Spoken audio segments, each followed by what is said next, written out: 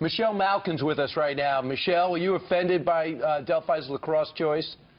No, I was not, and I think that unfortunately the officials there did not follow the rule. Never apologize. I mean, apologizing for being patriotic and supporting our president, really? Yeah. This is why the higher education bubble is bursting. I mean, would you be offended if you found out some Chicago college was using President Obama's inspiring words to open up, if that's their choice? No, of course not. And, you know, I think this is why more and more parents are realizing that college does not have a very good return on the investment. Good point. All right, Kellyanne, speaking of apologizing, you know, I think the Democrats across the board would like to see the President of the United States apologize for firing James Comey, even though they were all calling for his head starting last summer when he announced that they were looking into Hillary Clinton's crazy email situation. What do you make of what is going on and how the room temperature has risen in Washington, D.C.? Yeah, well, you know, you hear this mantra over and over again that it's the timing of the firing that's really troubling. It's not the timing. It's the fact that President Trump has the authority to fire and hire. These people still have not accepted that Trump won and Hillary lost, and they haven't gotten over that. And the hypocrisy is overwhelming. It is gobsmacking in its volume. I mean, how phony have these Democrat hypocrites been? Let us count the ways. These people are now hewing and crying over a constitutional crisis. Constitutional crisis? Where was their concern over the Constitution when you had President Obama usurping and having an imperial presidency every day for the last 8 years of his presidency? Where are these people? Where's the concern for the constitutional rights of the First Amendment rights of journalists who dare to question him, the Second Amendment rights of law-abiding gun owners in this country, the Fourth Amendment rights of conservatives who had their IRS records plundered as part of a political witch hunt? And how about the 10th Amendment? Do these people even know what the 10th Amendment is? Constitutional crisis. And then you have Maxine Waters with her head-spinning justification for why she would have supported a Comey firing if Hillary had been in place. But Trump, now, it is the apocalypse. That is confusing. No kidding. And she was on, did an interview at the network, and he kept saying, the questioner kept saying over and over again, but you called for him to be fired. What's the difference now? Why are you upset that he was fired? And essentially she had no answer. But she was honest the day before when she said, so far from what she's seen, there's been no proof of collusion between the Russians and the president. No one has said there's any type of collusion, but yet it seems to be the theme. He's hiding something. He was getting too close. That's why he got fired. Yeah, that's right. And of course you have this continued stew of tinfoil paranoia from the media plying that line. And it's enough. Enough already, you know, from the people who are always crying about the lack of bipartisanship and cooperation, and we need to, you know, have the olive branch and accept the results of the election. And it is months and months later, and they're still doubling down. I'm sick of it. I know your viewers are sick of it too. Kellyanne Conway said, she was talking about the hypocrisy, how one minute the Democrats like, you know, they like Comey, then they don't like him, and then they like him now that he's fired, and then you had Governor Huckabee's daughter, who's the deputy spokesperson for the White House. She was saying that she was shocked that Democrats were so upset because this is exactly what the Democrats were calling for.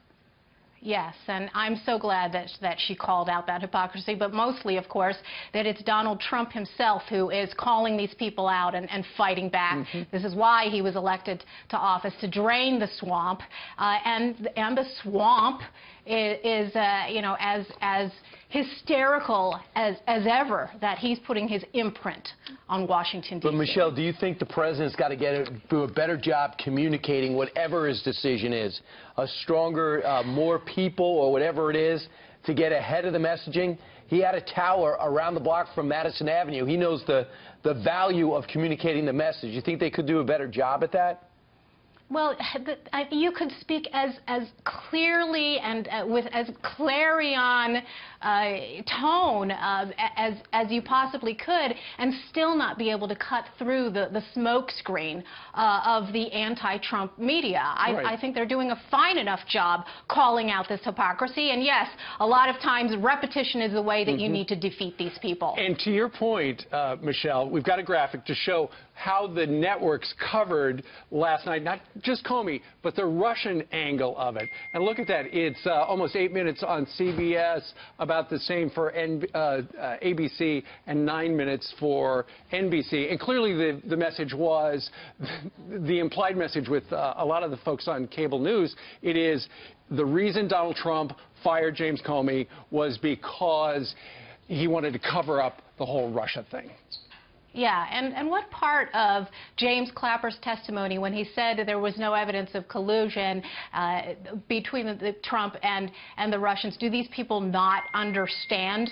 I mean, it's the agenda-driven media, and I think what people need to see clearly here is that, I mean, these people are like Marsha Brady, right? Jan Brady.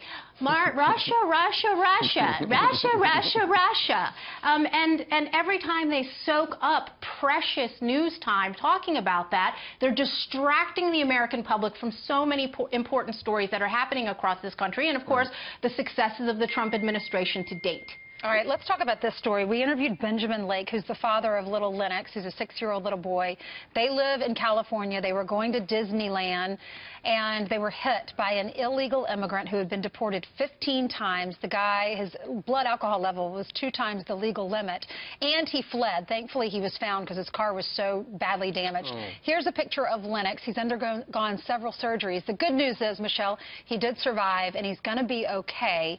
He's still in the hospital. This is what the dad had to say earlier. How did you feel about this before it really affected your family, though? You know, I was kind of one of those things where I was kind of like indifferent. I didn't really know the impact. I didn't want to believe that there was this big of an impact, but it's real, it's there, and it's scary to know that, you know, these people are running around and can hurt people, and then it's hard to get any sort of recompensation from them. We have a systemic problem that we all need to deal with. I don't think it's Republican or Democrat. I think as Americans, we just need to make sure that our country's safe for our kids and for the future generations, that we're not letting bad people stay here or keep coming back. So, Michelle, just like Kate Steinle's family, they just said, you know, we didn't really think about the fact that we live in a sanctuary city or we live close to the border. We didn't think about this because it didn't affect our family. And then now they're experiencing it firsthand, a father's worst nightmare.